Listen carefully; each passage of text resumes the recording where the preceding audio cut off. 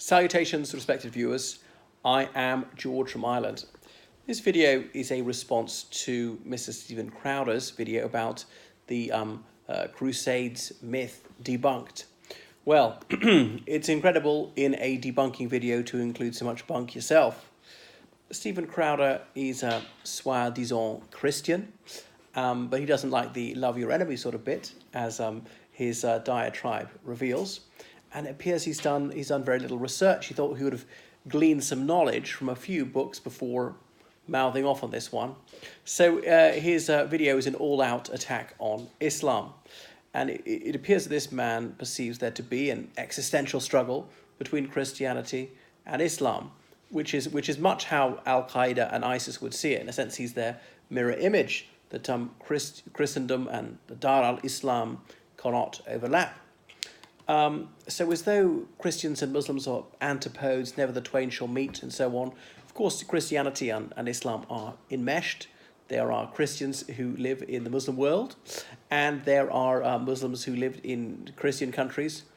Western countries are perhaps usually more accurately described as post-Christian.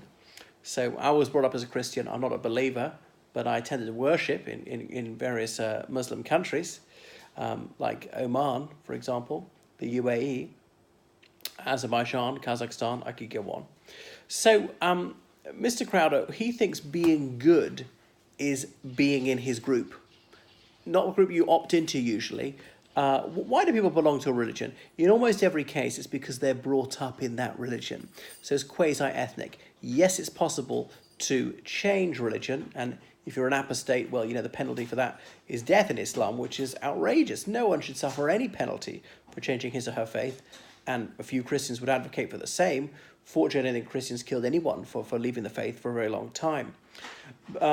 So what revolts me about his video is his frank and childish my side bias, and one would see the same from Muslim partisans as well. So I'll provide more examples of this as we go on. So it's as though he believes there is a titanic struggle between these two religions, and the West and Christianity appear to be coterminous in his mind. So he has a millennial view of history, as though there's going to be an almighty showdown between the two, and this planet isn't big enough for the both of them. He does live in Texas after all, so presumably that's why he has that mindset, though not all Texans would see it that way. So he likes to vituperate Muslims. There's this constant inveighing against them, constantly othering them, depicting them as vile, as mindlessly violent. So the revealing thing is how Mr. Crowder doesn't regard an action as being good or bad for whether it causes suffering or relieves suffering, and that's my view. Being good is helping people, being bad is hurting them. But it depends who does the action, not what the action is. If a Christian does it, it's good, whether it's relieving suffering or whether it's inflicting suffering. If a Muslim does it, it's bad, whether it's relieving suffering or inflicting suffering. Now, I can't think of any examples when he said, oh, well, these Muslims healed people or saved people, therefore that was bad, but he certainly doesn't give them any credit for doing that. So he is very eager to demonize Muslims, and he's falling over himself to demean them, their civilization, to belittle their accomplishments. Well, if he acknowledges them at all, I don't think he's cognizant of them. So he constantly wishes to suggest that Muslims are inferior, and he rails against white guilt and Christian guilt. So incidentally, I don't feel any white guilt whatsoever, even though I recognize people who have about my skin tone have committed the most unspeakable crimes. Nor do I feel any Christian guilt, though I was brought up a Christian. Though likewise, I recognize that Christians have done things which are of the most unutterable cruelty to people of other faiths and to other Christians. So I just don't think guilt is a positive emotion. Anyway, there's this flagrant is the injustice in Mr. Crowder's diatribe, constantly trying to portray Muslims as vile beasts and Christians as being virtuous, even when it's the other way around, even if Christians were bad and Muslims were good. All right? So I shouldn't have to spell it out, something as fundamental as this. There are good and bad people of all religions. There are good and bad people of all ethnic groups. So it doesn't make you good to be brought up as a Christian. You could be vile and you could be splendid. It doesn't make you bad to be a Muslim. You could be delightful. You could be horrid, right? So all personality types exist in amongst all religions and amongst all ethnic groups. That should be blatant. It ought to go without saying. And it's really individuality leads people to do good things or bad things, and guilt is individual, not communal. Right? Someone from my community, however you choose to define that, commits a crime. I'm not answerable for that. Guilt by association, that is prejudice. That is racial religious prejudice 101. So he's often talking about Western civilization, which, as I say, he seems to conflate that with Christianity. Of course, Western civilization, we look back to ancient Rome and ancient Greece before that. Ancient Rome, which strived might and main to wipe out Christianity. Right, that was highly civilized ancient Rome, and what was public entertainment was watching Christians being eaten alive by lions in the amphitheatre, or the Emperor Nero having these floodlit parties with the Christian covered in tar being burnt alive. And, well, ancient Greece, I'm not sure Stephen Crowder would like their very comfy attitude with homosexuality, but they were about 3,000 years ahead of Mr. Crowder on that issue. And obviously Christianity was grafted onto ancient Roman civilization, and the Catholic Church, in a sense, is the only surviving descendant of the Roman Empire, with the Pope in Rome even calling himself Pontiff, Pontifex Maximus being one of the ancient Roman titles. I think it was of the Emperor, actually, bridge builder in chief. And I could go on. So anyway, so look at Arabs and Muslims. Now, most Arabs are Muslims, about 90% of them, but most Muslims are not Arabs, even though Islam started in what is now Saudi Arabia. The Quran was first of all written in classical Arabic, and is only properly the Quran when in that language, so many Muslims would tell you. But they adopted ancient Greek and ancient Roman learning, and their erudition built on the findings of scholars from the ancient Western world, especially at times when it was the Dark Ages in Europe, when the learning of Greek philosophers and Roman philosophers and so on was almost forgotten in Europe, and there were only a few manuscripts of these ancient texts left. So these religions, these civilizations are not inimical to each other. We cross-fertilize. We can have a melange of cultures and influences. We learn from you, you learn from us. All right? It's a game of give and take. It can be a beautiful exchange. That's what a learning experience is. So Mr. Crowder doesn't appear very cosmopolitan, very rigid, very categorical in his thinking, that really seems to think that nothing remotely worthwhile ever came out from the Arab and Muslim world. So there were times when Arabs were further ahead of the Occident in terms of hygiene, taking over the Greek tradition of having these bathhouses, or medicine, surgery, chemistry certainly, alcohol, well, it's an Arabic word originally, algebra, likewise that begins with al, it's an Arabic word, or in terms of mathematics, the concept of zero. Now, admittedly, they got that one from the Indians, but it's only our contact with the Ishmaelites in the 11th century allowed Europe to get it. Remember, up until that time, we were using Roman numerals, right? Try writing 33,579 in Roman numerals. Not easy. That's why we call our numerals Arabic numerals, even though they're not actually the same as the one the Arabs use today. So anyway, he talked about the Second Crusade. Well, here Mr. Crowder embarrasses himself, showing his jaw-dropping ignorance. Right. The First Crusade, anybody who's done the most basic study of this would know is 1095. But he's saying, oh no, it's a Second Crusade because it's a counterattack against Muslims. And there is some justice to that claim. But if it's the first one is a Muslim one, by definition, something Muslims do cannot be a crusade. What's the etymology of crusade? Croisade, as in help the cross in French.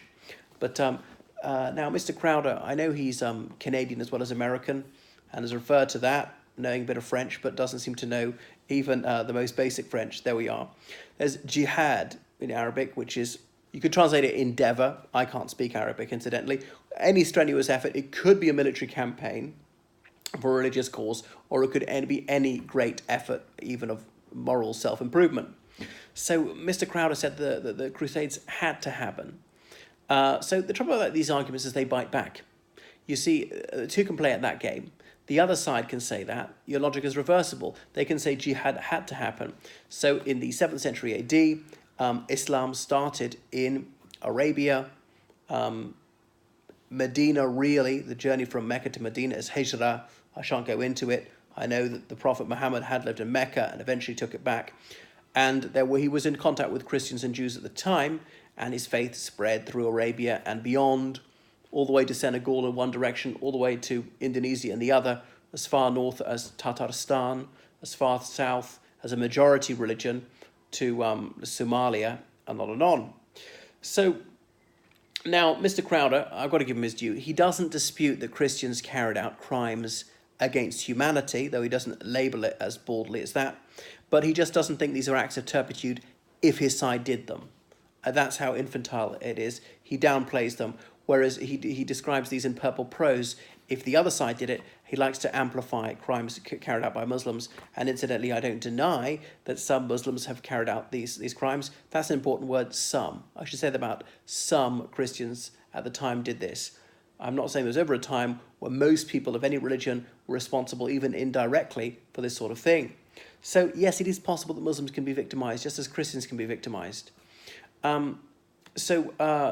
He seems to hold that it's no bad thing to commit these offences against morality, so long as it's his side that's doing it. There's no atrocity so foul that he won't defend it, so long as it's his side is the one who's wreaking this suffering on his foes. Now, Mr. Crowder felt actuated to make this because he claims that professors are saying that the Crusades were bad. Well, who can disagree with the idea that they're bad? These were avoidable wars. It caused a huge deal of suffering on both sides, not just to combatants. Huge numbers of civilians were killed. They were extremely costly. And in the long run, they failed.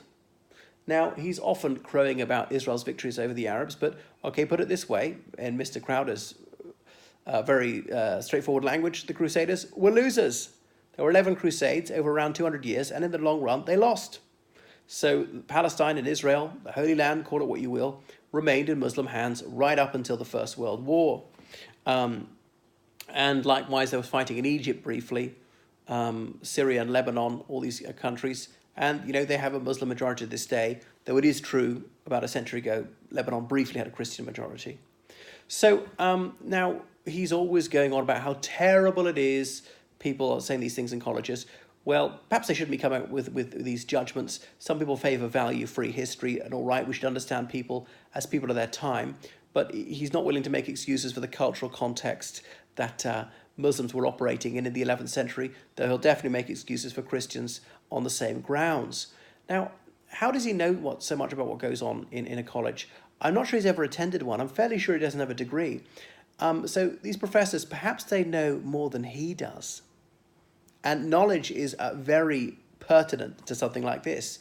You can only have an opinion if you have knowledge upon which to base that opinion. Otherwise, it's prejudice. So there he goes, propagating all these saloon bar prejudices about people of other ethnic and religious groups, about how horrid they are. So there's Christian supremacism and there's white supremacism as a subtext to what he's saying.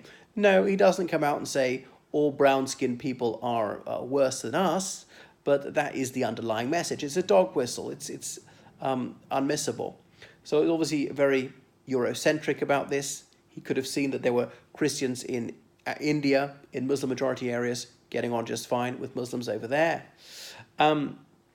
So he claimed it was a just war. But the rules of a just war by St. Augustine, now, these were for Christians, and usually Christians held they were only applicable whilst fighting other Christians, and all these rules could be jettisoned when fighting infidels. Not just Muslims calls people infidels. Indeed, the Pope once tried to outlaw the use of longbows when Christians fought their co-religionists because longbows were so deadly effective. But they were entirely acceptable to use against those who were not of the faith.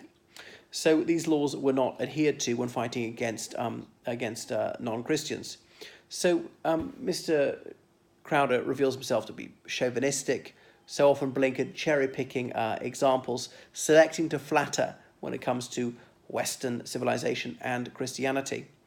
So he claims the Crusades were defensive, and this is perhaps one of his most contentious claims.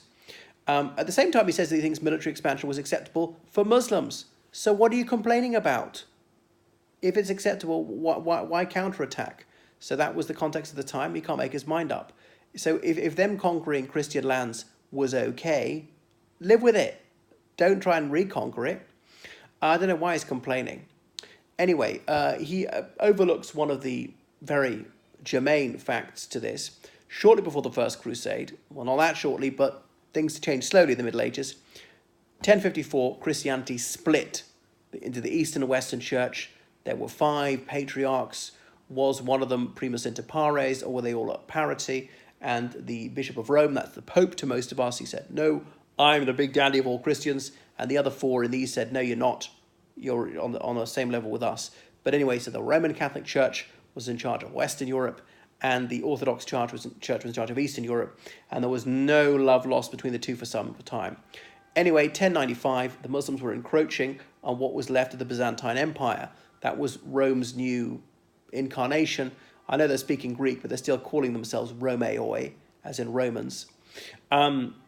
And Pope Urban went to Clermont in France to preach the First Crusade. So he fired up his hearers with very emotive language, a bit like Mr. Crowder, speaking with images of ravishment of maidens and of the monstrous cruelty of the nemesis of all Christians. So what else? They also decided that this almost pacifist ethic of Christianity could be disregarded when considering Muslims. Thou shalt not kill only applied to Christians. Thou shalt not kill has no relevance when we're talking about those who are not Christians. So as though Muslims were regarded as being subhuman. They were an accursed race, so one of the popes said. So Mr. Crowder is a bit like the Pope in those days, wanting us to think of Muslims as beasts. Isn't there something a little bit wrong about that? So there were also crusades in other parts of Europe, in the Baltics against Europeans who were pagans for a long time. There was the Albigensian Crusade against people in southern France who followed a different form of Christianity. I won't go into it. Well, right up to the 17th century, Christians in Europe were slaughtering each other in huge numbers. The 30 Years' War, 1618 to 48, millions of people killed. And I mean millions, when the population of the world was much lower. In Germany, about a third of the population were killed.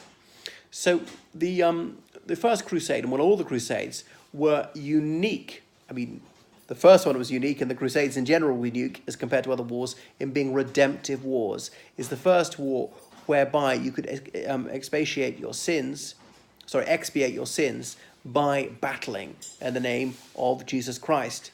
So mindless violence was entirely permissible, and many crusaders persuaded themselves that any iniquitous act they committed was forgivable instantly because they were on crusade. They put on the sign of the cross on their clothing, and they wouldn't take it off till their mission was accomplished. And whilst they're doing that, they were on a mission from God, and they could do no wrong. But Mr. Crowder, though, doesn't strike me as knowing a great deal about theology. And then there was the sacking of Constantinople, a Christian city. So you see how Christians treat other Christians. And Catholics tended to not regard Orthodox Christians as Christian at all at the time. So when they got to the Muslim world, there was much rapine committed by the Crusaders and booty carted off home. So wars are fought for resources as well as ideology. But in this case, I suppose that the desire to loot ranked about as high a motivation as any spiritual quest. So you see that his double standards. Mr. Crowder's always saying 11th century warfare was brutal. Now, war necessarily involves violence. Killing an enemy in battle when he is armed, I don't think anyone, unless you're a pacifist, would say that's unacceptable in a context of a lawful war. But what would be brutal would be to kill people when it's avoidable, to kill someone who's not armed, to kill somebody who's wounded and not a threat to you, to kill someone who's a prisoner, not trying to escape or anything, to kill civilians, just when it was wanton violence. Violence and destruction beyond that was necessary for the furtherance of one's military mission.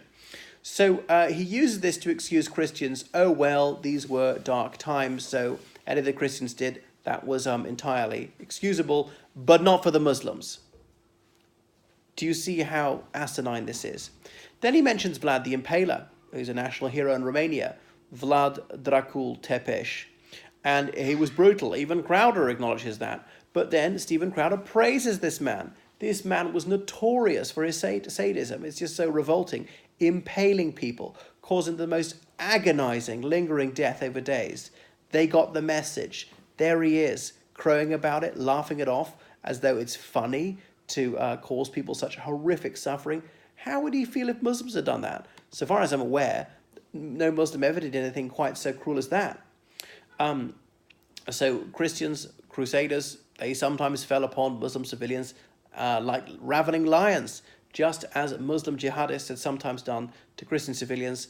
And it doesn't get us very far. It's not very edifying to ask who started it. All right, we should try to end it. We should try to move beyond that. I know it's easy for me to say centuries later when I haven't had a loved one who's been butchered, and had I been in the situation, had I felt irate, had I been lusting for revenge, perhaps I would have done something dreadful like that. But the thing is to try and rise above it and not to sink back to that level, not to do that kind of thing again, to move forward, to treat our fellow humans as humans, and not to demonize them, not to disseminate odium. And there he is, constantly trying to spread animosity towards other religious and ethnic groups, and that is regressive. They did not follow the rules of war, Mr. Crowder said about Muslims. Well, which rules of war? There was no Geneva Convention. They hadn't signed up to the same rules of war. The Christians had some sort of understanding that if your city is about to be besieged, if you surrender instantly, your lives and property will be guaranteed. Though if you're invested after a lengthy siege, if you surrender, then you take all the consequences, he says, as in your house will be plundered at very least, the women will be raped, the men will be murdered, anyone who's not will be taken into slavery. Very morally uplifting. Yeah, he didn't actually spell it out, all the foul crimes that Crusaders can and did commit against Muslim civilians. But when it comes to Muslims doing it to people he considers his people, then he will not pull any punches. He won't spare us the shocking particulars, recounting in lurid detail all these vile crimes that were visited upon Christian civilians. So think of gentle Jesus. Would he have wanted all this looting, all this rape, and all this mindless killing of civilians? I don't think so. Jesus, meek and mild, suffer the little children to come unto me, unless they happen to be brought up in the wrong religion, appears to be Crowder's view.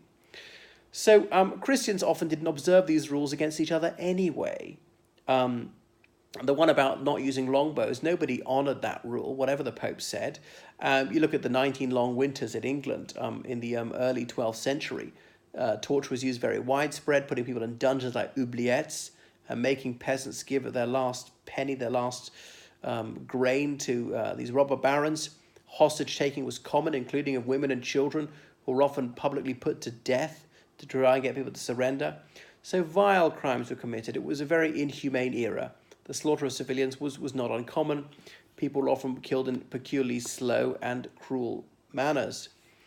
So I don't think that we were a great deal more civilized than the Muslim world. I think, well, his main contention is obviously Muslims are bad and the other ones that Christians are good, and that there's a big moral difference between the two. And I would suggest that all of these are self-serving fallacies. And how do we know that the Crusaders carried out these foul crimes? Well, the main witnesses against the Crusaders were the Crusaders, because they wrote it down. Often priests wrote it down because ordinary people weren't literate, and often writing this down completely unashamed of what they did. They were unabashed about carrying these things out, sometimes proud of it. Occasionally, some of them were conscience-stricken, and these crimes are just so revolting that some of them realized we're doing wrong here. Likewise, from Islamic sources, you can have people who recorded exactly what was done. So it's really incontestable, but that many massacres were carried out. And I'm not talking about simply killing soldiers in combat. But all this was no sin, remember, if you believe the Pope, because you've been absolved in advance. So now, Mr. Crowder, he justifies the crusade, he's saying the Muslims had taken Jerusalem. Well, they had, but over 400 years before the first crusade. The Muslims prefer to call it Al-Quds al-Arabi, even when speaking English. Remember, it's a holy city to the Muslims too, and ideally a Muslim would visit that and on a pilgrimage as well. They believe that Muhammad's night journey started there at Al-Aqsa mosque, the Dome of the Rock, seeing the footprint of the Prophet Muhammad, seeing some hair from his beard and so forth, these relics. So what else about going to Jerusalem? So justifying the Crusade on that basis is a bit like saying if Native Americans, if they had an army and they decided they're going to kick out all whites from America, that would be acceptable. I mean, the whites only came 400 years ago. Who could object? So pilgrims were still visiting Jerusalem at this time, Christian pilgrims. And though they sometimes got a hard time or sometimes badly mistreated, they were still allowed to come.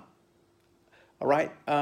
So yes, Christians in Muslim lands were dhimmis, and this meant they had second-class status. They had to pay extra high tax, but they were allowed to worship. Unfair. Nobody should be discriminated against on the grounds of religion or race. Likewise, Muslims in Christian countries were very badly treated.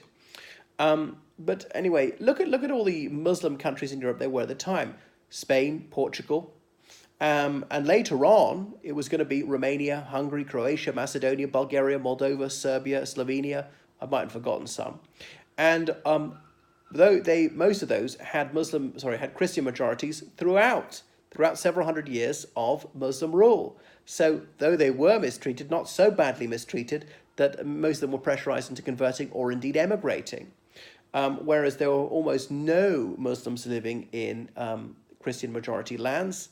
They might well have been executed for being infidels.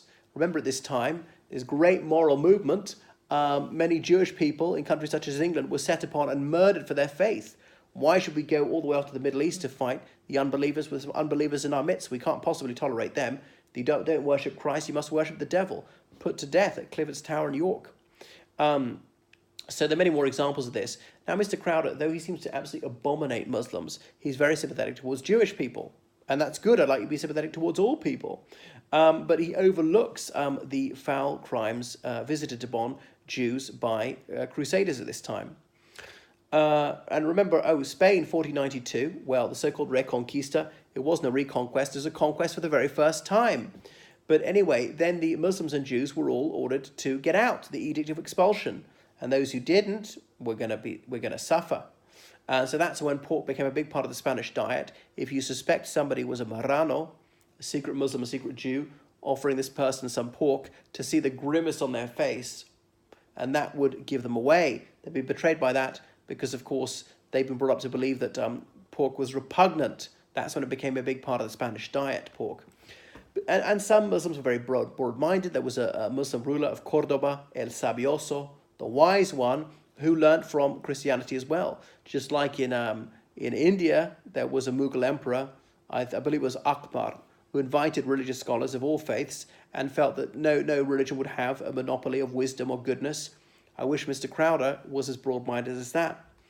So going back to Spain from the 15th century onwards, the auto da fe in the Inquisition, these acts of faith, people being burnt at the stake on suspicion of being a Muslim or Jewish or just a Christian descent and all the rest of it. Witches burned in huge numbers, which Muslims weren't into killing huge numbers of witches, and on and on. Don't tell me that Europe was more humane.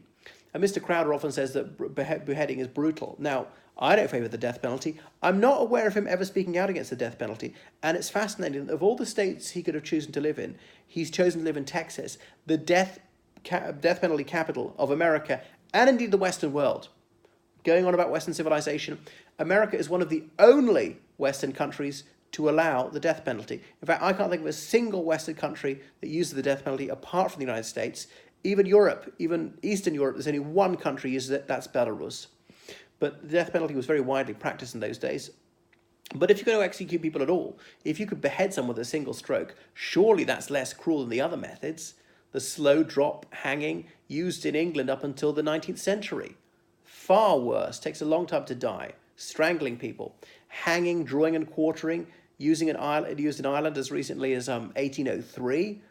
Absolutely foul ritual execution. Or in the 17th century France, people being pulled apart by horses, molten lead poured into their wounds and things like that. If it were for regicide, burning at the stake in England, last time one of those was 1790. Breaking on the wheel in France in the late 18th century. You think that decapitation would be merciful by comparison. And as for decapitation, France was still using the guillotine in the 1970s. And what's the method of execution in the United States? Quite often it's the gas chamber, which could take a long time to kill the person, or indeed the electric chair, which could also be very cruel and cause long suffering, not easily kill the person, or even lethal injection, and it can take up to half an hour for the person to die. So I'm afraid, judged by his own standard, it had to be America's barbaric, and even Saudi Arabia is humane by comparison. And he's often talking about the evils of ISIS. And who backs them? Right, Saudi Arabia. And who backs the Saudis? The United States. The US sells these weapons to Saudi Arabia, which they hand on to ISIS to allow them to capture people and behead them, to make these videos, which then inspires Crowder to disseminate anti-Muslim hatred. There you have it. It's a vicious circle.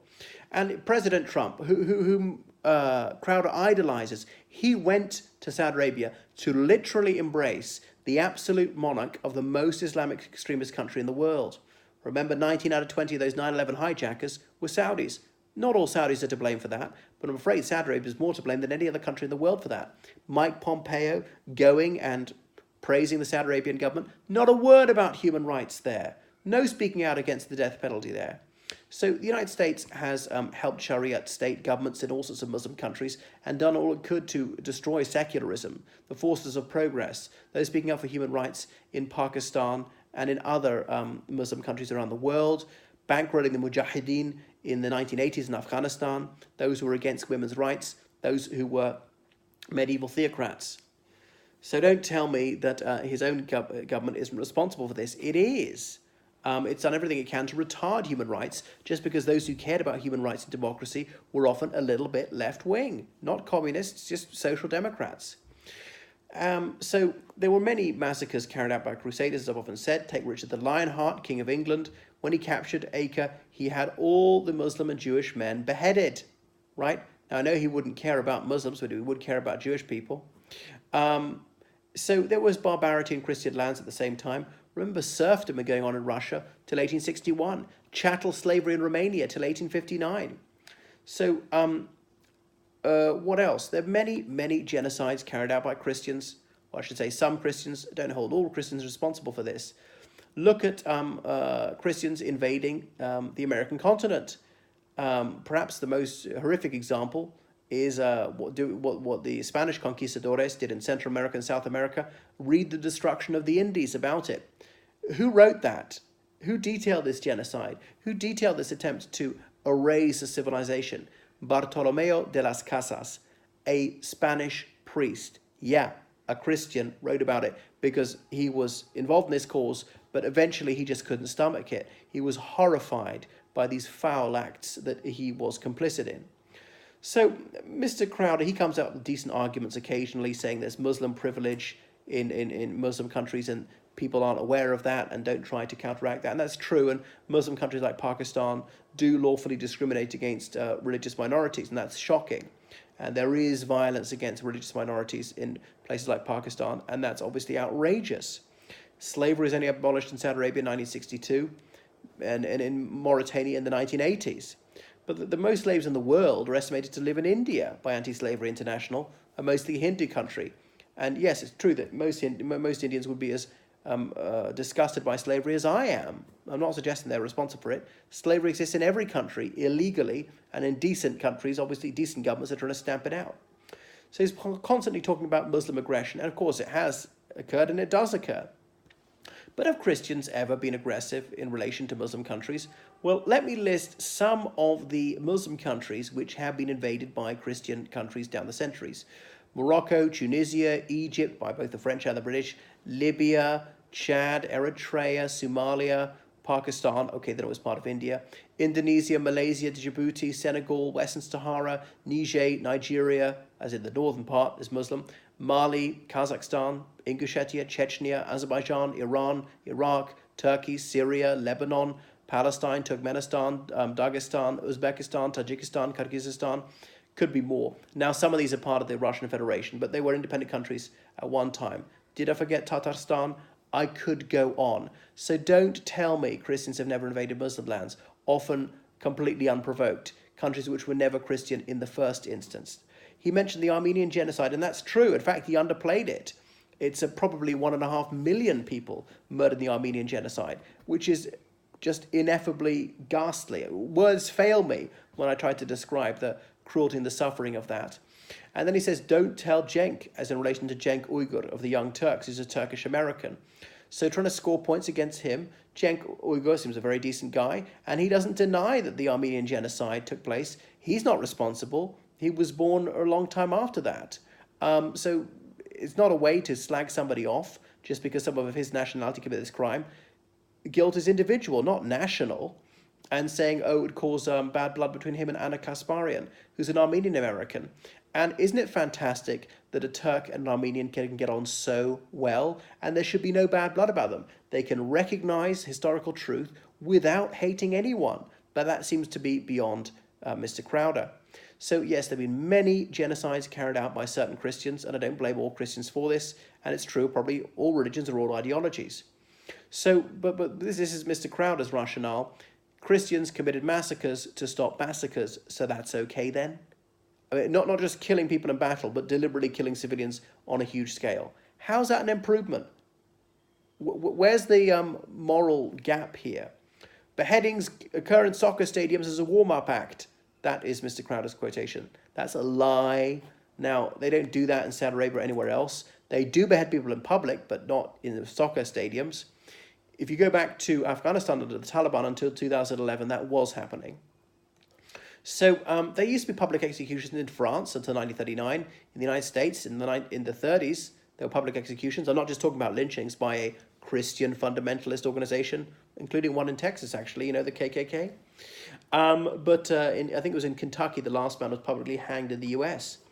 And he's so against the death penalty? Well, let's hear him say it. His ilk, they're mostly in favor of it. People of his kidney, Christian fundamentalists, Republican voters, they are usually unseemly in their enthusiasm for the death penalty, and a few have even called for it to be televised. So these videos of his take an awful long time to debunk because there's just so much bunk in that there's so much nonsense to take apart point by point. And because he knows so little, I actually have to introduce some information rather than some misinformation, which is what he's mostly broadcasting. I think it was Mark Twain who said, a lie is halfway around the world before the truth has got its pants on. So Mr. Crowder is constantly playing to the gallery, is caressing the ego of white Christian supremacists, reinforcing their prejudices. He's taking aim at Bill Clinton. Bill Clinton tried to explain away anti-Western sentiment in the Middle East with reference to the Crusades, and all right, that's a small part of it, but of course Bill Clinton self-servingly overlooked his government support for the illegal occupation of Palestine, his advocacy for crimes against humanity committed against Palestinians, with weapons provided for free to Israel, money given to Israel, diplomatic cover the United States gives to Israel, intelligence that the US provides to Israel, despite Israel spying on the US, despite Israel sinking a US warship deliberately, and on and on.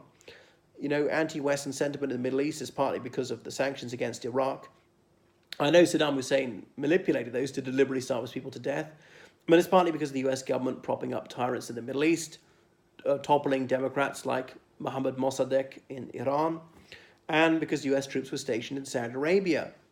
Now, I'm not against all of those things, but these are some of the reasons that Clinton didn't want to face up to. What are the conclusions from Crowder's video? Really stoking Islamophobia is the mainstay of this video. A reasoned critique of some Muslims and certain Islamist organizations and particular practices or articles of faith, all that would be welcome and completely legitimate discourse. But this is different. It's a full frontal attack on Muslims in general. His thesis is that all Muslims are bad, though he doesn't quite state it that plainly. They're all responsible, even indirectly, for terrorism. They're all suspect. There can be no peaceful existence between Muslims and those of other religions. Muslims always seek to subjugate and oppress. Now, sometimes they do seek to subjugate and oppress, but he's suggesting that really everywhere where Islam predominates, that it's always dreadful. Now, sometimes it's dreadful. Thing is, there's no Christian theocracy in the world, thankfully. Otherwise, it would be somewhat oppressive, maybe just as oppressive. So the idea is that Christians are duty-bound to resist Muslims, to fight for survival, not a metaphor, fight in the absolutely literal sense. That's why he's constantly going on about violence and describing all these killings in gruesome detail. It's a bit like Henry II, will no one rid me of this troublesome priest, because Crowder is setting the time bomb in the minds of impressionable young hotheads. Mr. Crowder should watch his words, because words lead to action.